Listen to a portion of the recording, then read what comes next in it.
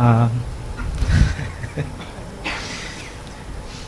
मेरे को पूछना था कि आपने कल बताए थे कि कभी माइंड में ऐसा भी होता है, कभी अपने को इतना बुरा भी सोचते नहीं है हम लोग, और कभी कभी सोचते हैं तो ये क्या हो रहा है कि मैं इतना इतना खराब क्यों हो रहा हूँ, कभी ऐसा भी थॉट आता है। तो जैसे कभी कभी ऐसा लगता है कि ऐसा थॉट, ऐसा भाव मन में पैदा होता है कि किसी भी थॉट को मैं तोड़ के आगे जा सकता हूँ, और बहुत आनंद लगता है, बहुत अच्छा लगता है। अचानक ऐसा काम भाव पैदा हो जाता है जिसमें आपने कहा था कि साक्षी भाव रखो, तो उस टाइम पे आपका प्रवचन भी सुनता हूँ तो सुनने में मन नहीं लगता है, ध्यान में भी बैठने की कोशिश करता हूँ तभी नहीं लगता है। अंतर मन से कोई कहता है भोग ले, शरीर से मन से भोग ले, पीछे से कोई माइंड कहता है नहीं, 2-3 दिन के बाद फिर ठीक हो जाएगा, कंट्रोल कंट्रोल। तो एक बात सुने थे जैसे ओशो का बारे में कि काम का दूसरा रूपी प्रेम है। तो क्या उस जगह पहुंचने के लिए क्या क्या करना चाहिए और कैसी अवस्था से जीना चाहिए, ये थोड़ा बताएं। ये बात जो पीकू ने पूछी है बहुत इम्पोर्टेंट है। क्या करें,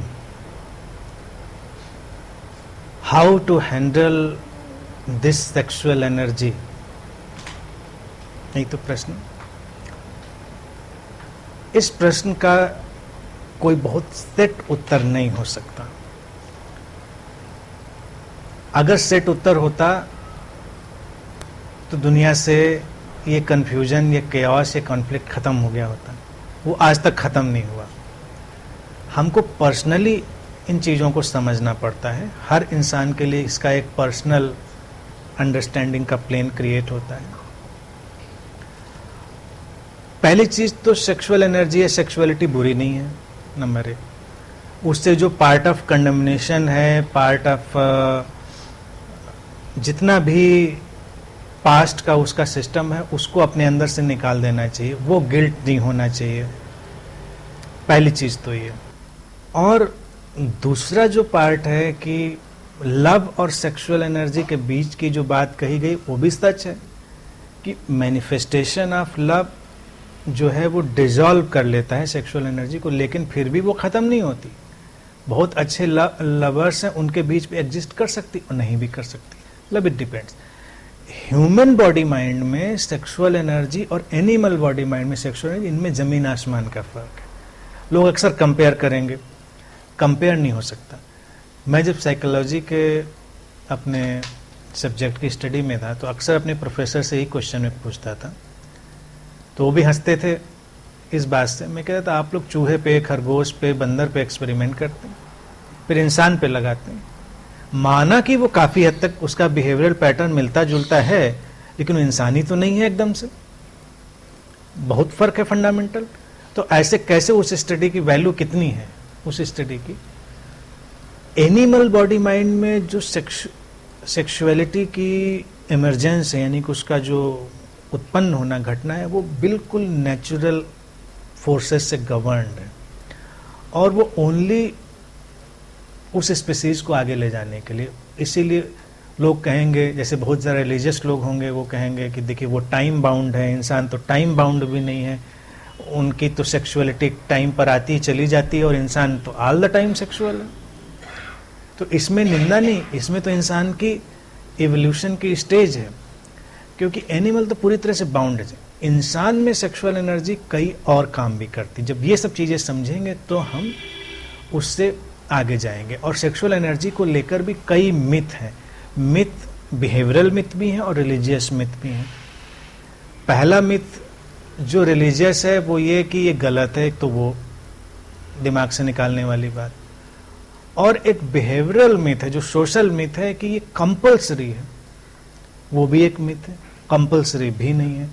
आप खाना पानी के बिना मर जाएंगे, सेक्सुअल एनर्जी या सेक्सुअल एक्ट के बिना मरेंगे नहीं, आप जिंदा रहेंगे।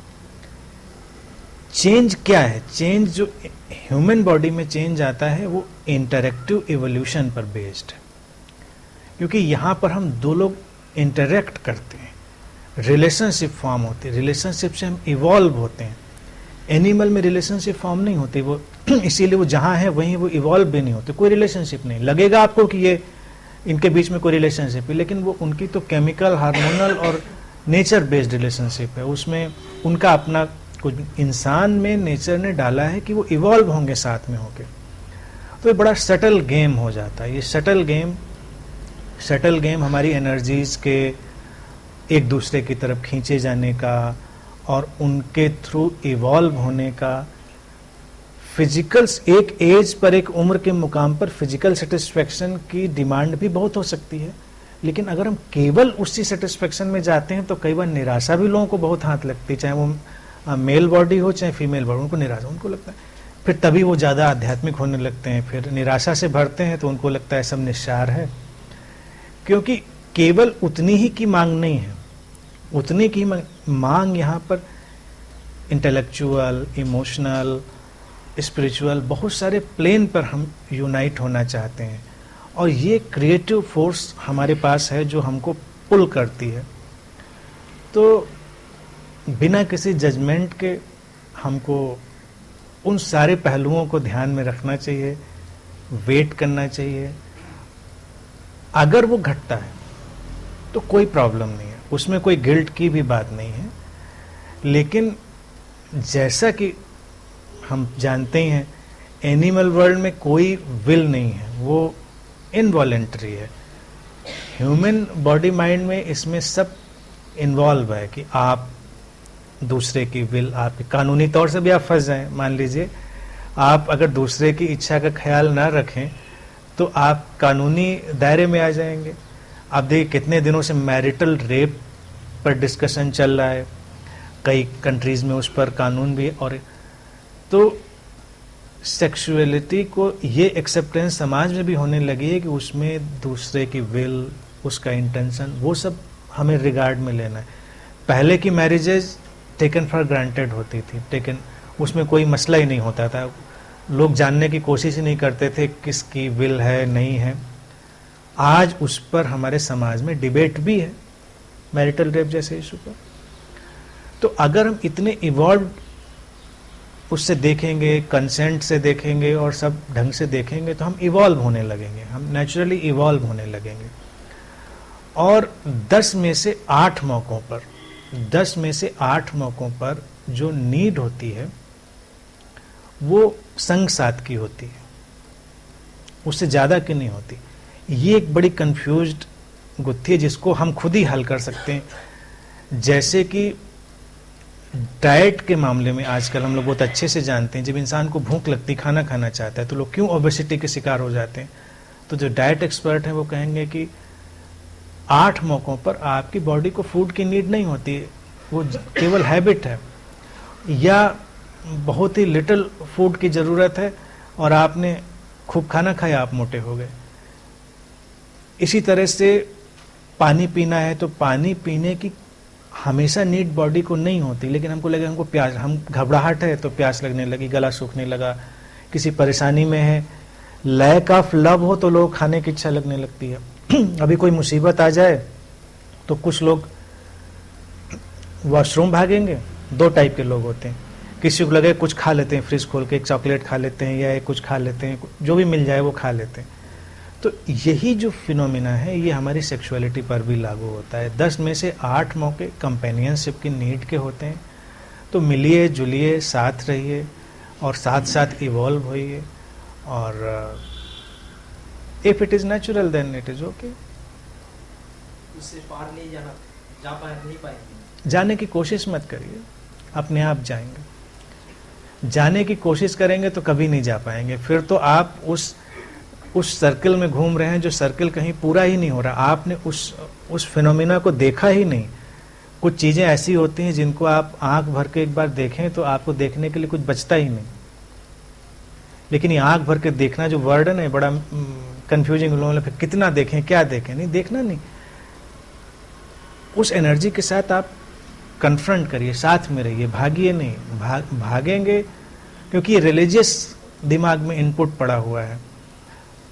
ठीक है, it's okay, it's human natural, जो ट्रांसेंड कर गया, उसकी अपनी अपनी इच्छा, उससे उससे आप कंपेयर मत करिए, आप अपने ढंग से रहिए।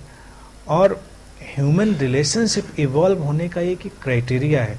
तो जब रिलेशनशिप को आप अच्छे से जीते हैं, इवॉल्व करते हैं, तो आपका वो जो पार्ट धक्का दे रहा होता है बहुत सारा, वो परेशान नहीं करता, वो परेशान नहीं करता।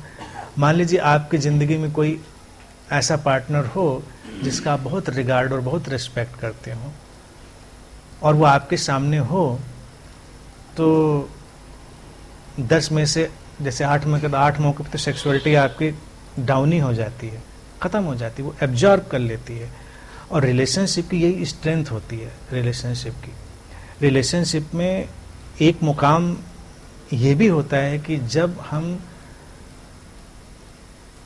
ऐसी इवोल्यूशनरी स्टेज में होते हैं जहां पर जो जरूरी है वही होता है, आउट ऑफ हैबिट कुछ नहीं होता, आउट ऑफ हैबिट से बचना है और गिल्ट नहीं लाना है माइंड में।